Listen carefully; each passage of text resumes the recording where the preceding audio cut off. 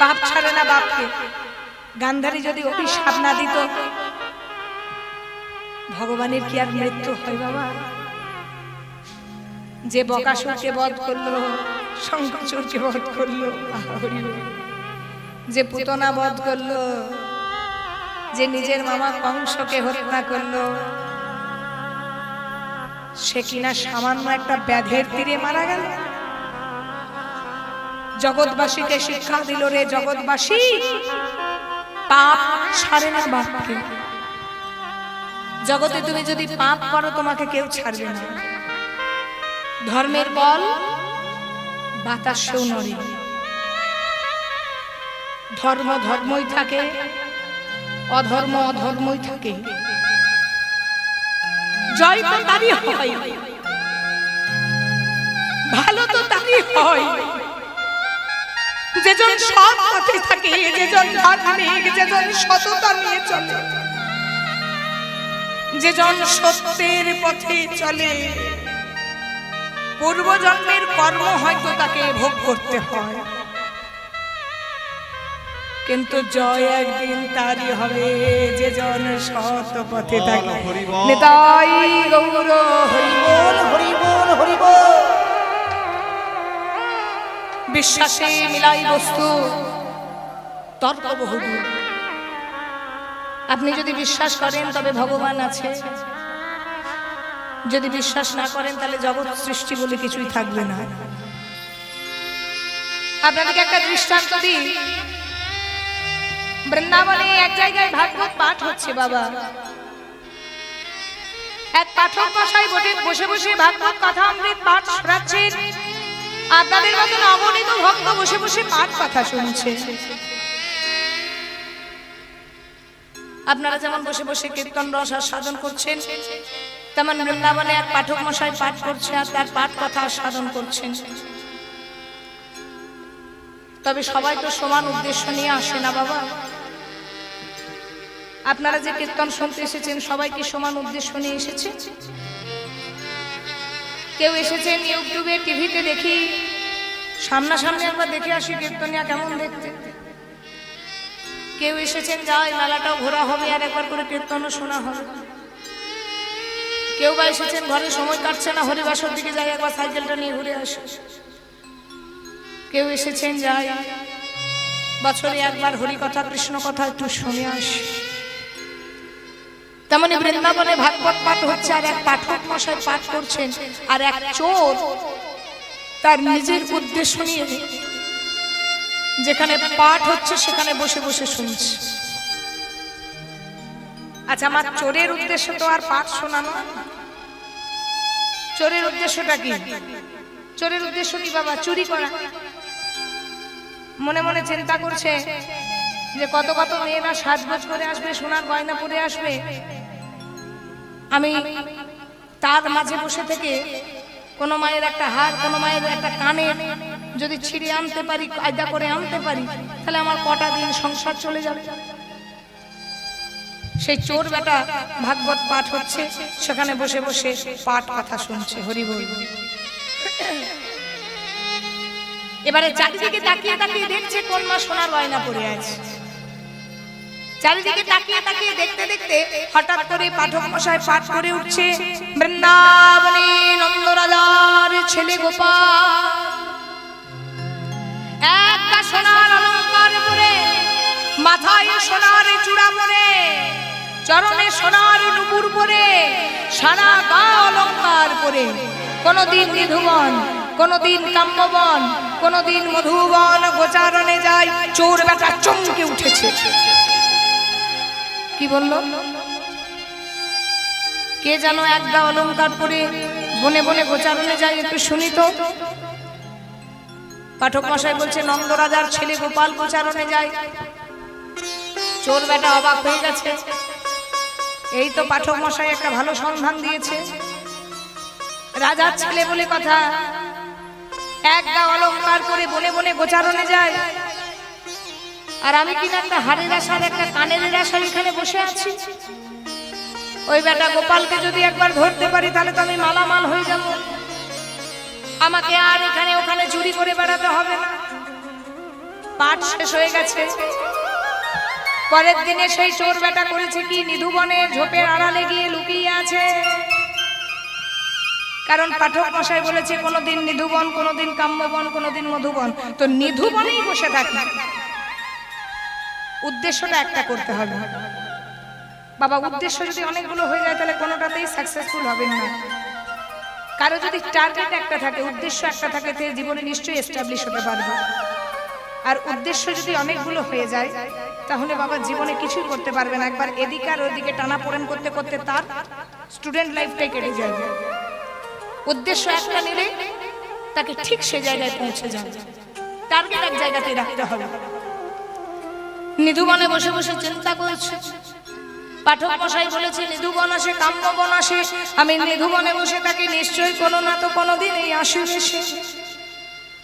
এবার সেই চোর বেটা বনের আড়ালে লুকিয়ে লুকিয়ে স্মরণ করছে গো কাকে, যেমন করে রাধা রানী কৃষ্ণের শোভন শুনে স্মরণ করছে,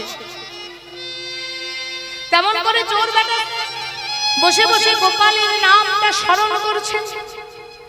মনে মনে চিন্তা করছে, গোপাল তুমি কবে আসবে গোপাল, আমি তোমার আশায় বসে আছি, আমি আশায় আশায় বসে আছি, কবে তুমি আসবে গোপাল,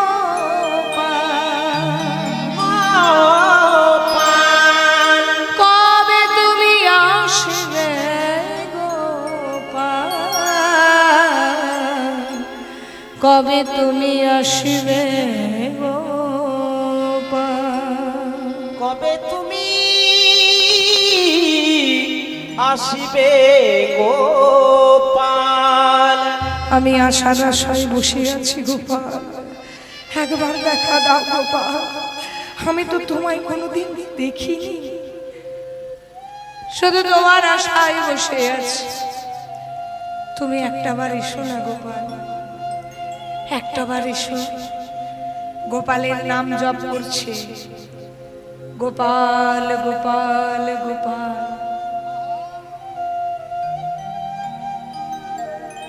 একদিন যায়,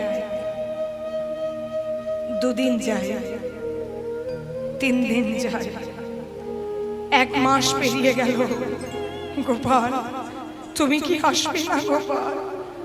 2 মাস পেরিয়ে গেল, গোপাল তুমি কবে আসবে গোপাল?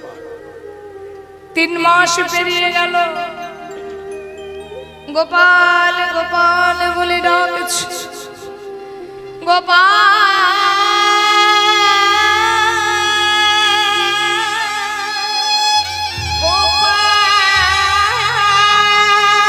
3 মাস পর ভগবান কৃষ্ণ নন্দ রাজার ছেলে গোপাল 9 লক্ষ ধেনুর দল নিয়ে, হাতে বাঁশি নিয়ে, মাথায় মোহন চূড়া পরে, এক গায়ে অলংকার পরে, যেই না নিধুবনের কাছে এসেছে, চোর বেটা চমকে গেছে। ওই তো গোপাল আসে, ওই তো গোপালকে দেখতে পেয়েছি, ওই তো আসছে। পাঠক মশাই বলেছিল চিকনো কালিয়া রূপ হবে, ত্রিভঙ্গ ঠাম হবে, ওই তো হাতে মোহন বাঁশি, ওই তো মাথায় মোহন চূড়া, ওই তো চরণে সোনার নুপুর, ওই তো গোপাল আসছে। যেই না ঝোপের কাছে এসেছে, সঙ্গে সঙ্গে চরণ দুটো জাপটে ধরেছে। গোপাল আমি ছাড়বো না, আমি ছাড়বো না গোপাল, তোমায় ছাড়বো না গোপাল, আমি তোমায় ছাড়বো না।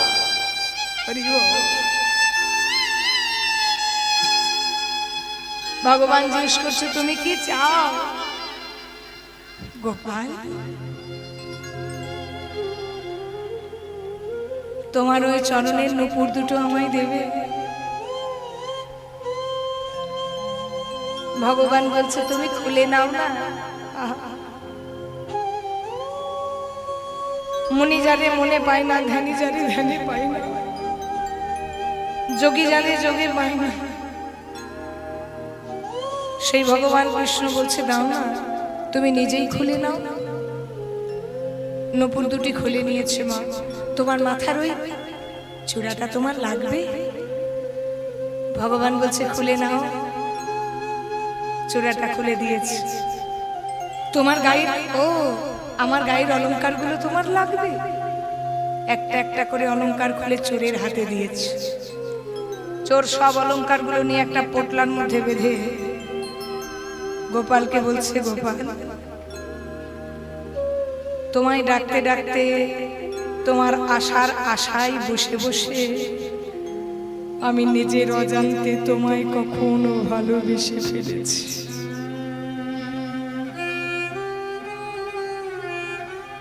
আচ্ছা গোপাল, আবার যদি আমি কোনোদিন ডাকি তুমি আসবে? আসবো। যেদিন তুমি ডাকবে, তোমার ডাক আমার কানে পৌঁছলেই আমি তোমার কাছে চলে আসবো। না গো, সেদিন তোমার গয়না লাগবে না, শুধু তোমায় একবার দেখব। ভগবান ধেনু নিয়ে গোচারণে চলে গেল। চোর বেটা সেই গয়নাগুলোকে পোটলার মধ্যে বেঁধে মনে মনে চিন্তা করছে, যার জন্য এতগুলো গহনা পেলাম, আমার উচিত কিছু পার্সেন্টেজ সেই পাঠক মশাইকে দেওয়া। কারণ পাঠক মশাই যদি সন্ধান না দিত, তাহলে আমার কি সাধ্য ছিল এতগুলো গয়নার সন্ধান পাওয়া? পাঠক মশাইকে যখন গহনাগুলো দিতে গেছে, যেই যা কথাগুলো বলেছে, পাঠক মশাই অবাক হয়ে গেছে। কি ব্যাপার, এ কি পাগলের প্রলাপ বলে নাকি? আমি তো কোন দাপর যুগের কথা বলেছি। এই বেটা আবার কলিকালে বলছে গোপাল এসেছে গহনা পরে, কান্না কার ঘর থেকে চুরি করে এনেছে, আর বলছে গোপাল দিয়েছে। পাঠক মশাই, আপনি আমার সঙ্গে চলুন, অপেক্ষা করবেন, ধৈর্য ধরবেন, দেখবেন আপনিও গোপালকে দেখতে পাবেন। পাঠক মশাইকে নিয়ে গিয়ে সে ঝোপের আড়ালে যখন লুকিয়ে বসে আছে মা, পাঠক মশাই তো মনে বিশ্বাস নেই, ভক্তি নেই, ভালোবাসা নেই। একদিন, দুদিন, 3 দিন, 1 মাস, 2 মাস, কই রে তোর গোপাল? পাঠক মশাই একবারে তাকিয়ে দেখুন, ভালো করে একবারে নয়ন দিয়ে দেখুন, দেখছে সেই রঙ্গরার ছেলে কৃষ্ণ আমার আসছে। যেই না পাঠক মশাই নয়ন দিয়েছে, ভগবান সঙ্গে সঙ্গে অন্তর ধ্যান হয়ে গেছে। পাঠক মশাই লুটিয়ে পড়েছে চোরের চরণে। ওরে, এতদিন ধরে আমি কৃষ্ণ নাম করছি, এতদিন ধরে তার কথা ভক্তকে শুনিয়ে আসছি, এতদিন ধরে পাঠ করছি, তবু আমার মনে বিশ্বাস জন্ম নিল না। একটা চোর হয়ে তোর মনে যে বিশ্বাস জন্ম নিয়েছে, নিতাই গৌর হরি বল, হরি বল, হরি বল। বিশ্বাসে মেলাই বস্তু তর্কে বহুদূর। বিশ্বাস যদি করেন ঈশ্বর ছিল, ঈশ্বর আছে, আগামী দিনেও থাকবে, বিশ্বাসে ভগবান মেনে। রাধারানী বিশ্বাস করেছে, তাই তো আমি যার শব্দ শুনলাম, যে শব্দ করলো, যে বাঁশির ধ্বনি শুনলাম, আজ পহিলে শুনিল অপরূপ ধনে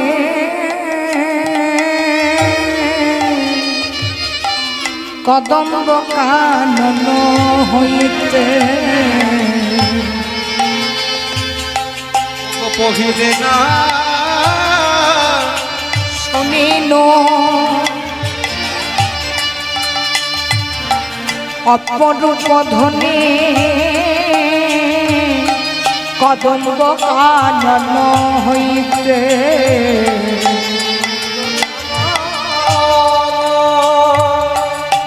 অপরূপ ধ্বনি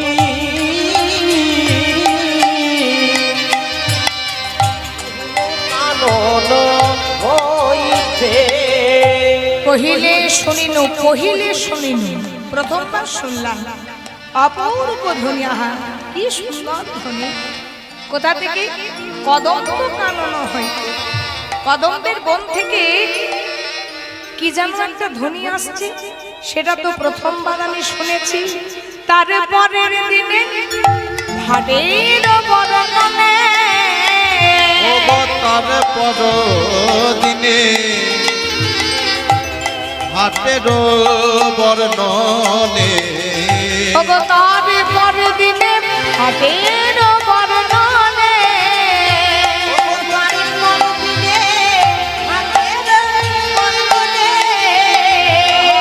শুনি চমকিত চিতে গো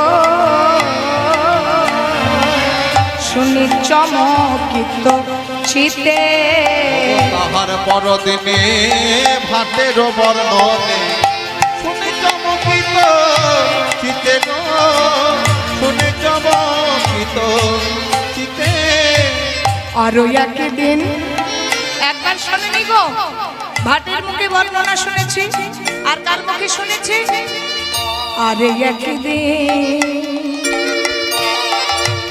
কার মুখে না সখীগণের মুখে মোর প্রাণ সখী কহিলে যাহার না দিন মোর প্রাণ সখী কহিলে যাহার আহা আরে একদিন মোর প্রাণ সখে কহিলে যাহার নাম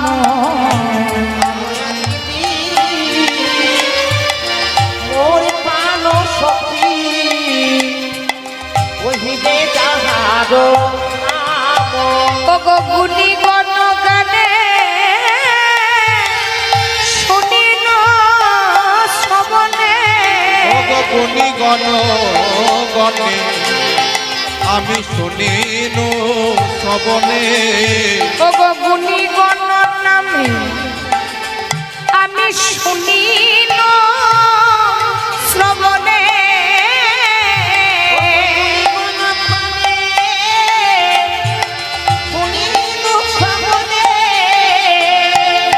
তাহার গুণ গান গো তাহার গুণ গান গুণী গণ গণে শুনিন শ্রবণে তাহার গুণ গান গো তাহার গুণ গান সখীরে আজ আমি প্রথমবার বাঁশি শুনেছি বটে আরে সেই বাঁশি শুনে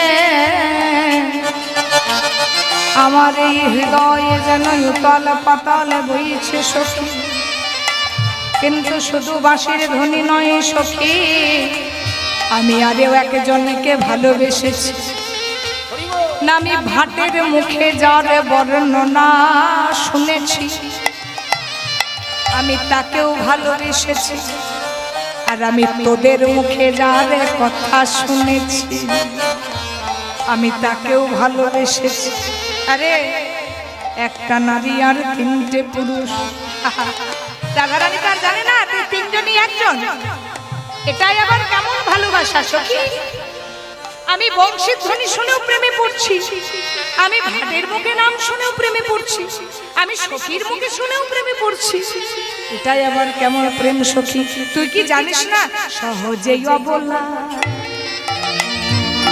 কাহে কুলবালা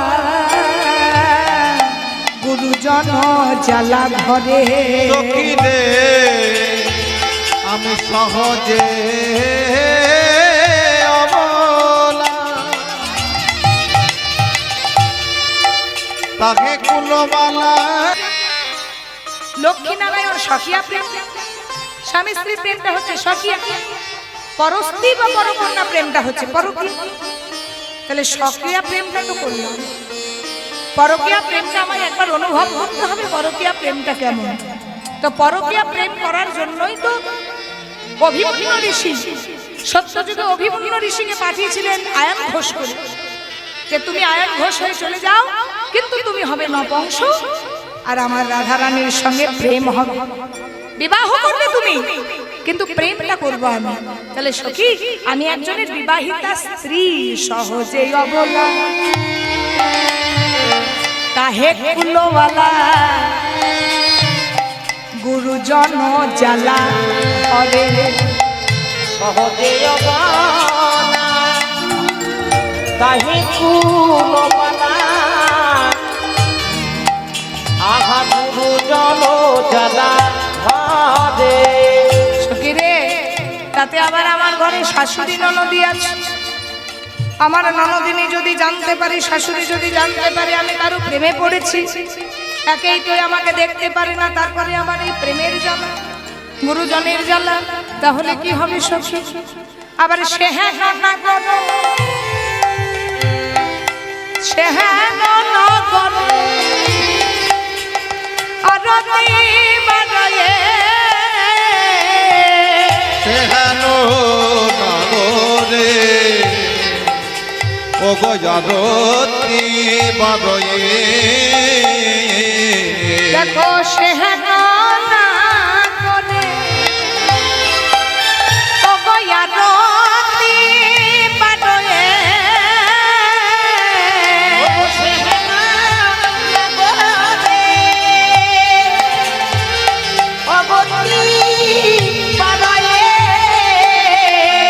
আবার কেমনে পরানো ধরে গো,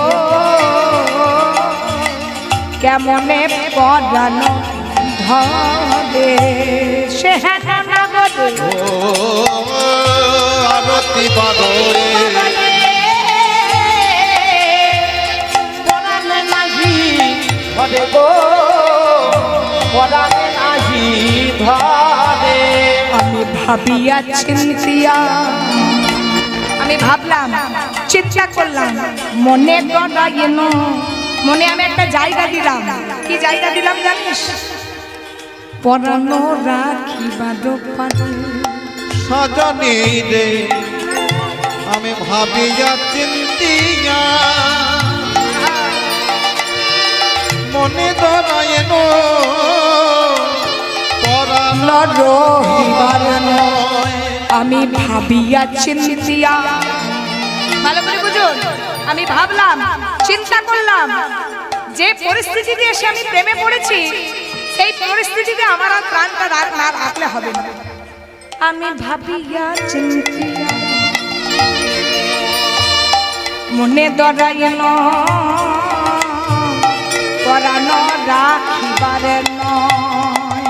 আমি ভাবিয়া চিন্তিয়া মনে ডরায়েন পরানো রহিবার নয়। এবারে পরত উপায়ে কইছে মিলয়ে, পরত উপায়ে কইছে মিলয়ে, কইছে মিলয়ে এটা সয়ুগ হবে কহিব, এটা সয়ুগ হবে পরয়ে উপায়ে কইছে মিলয়ে কহয়ে উদ্ভব দাস গো, কহয়ে উদ্ভব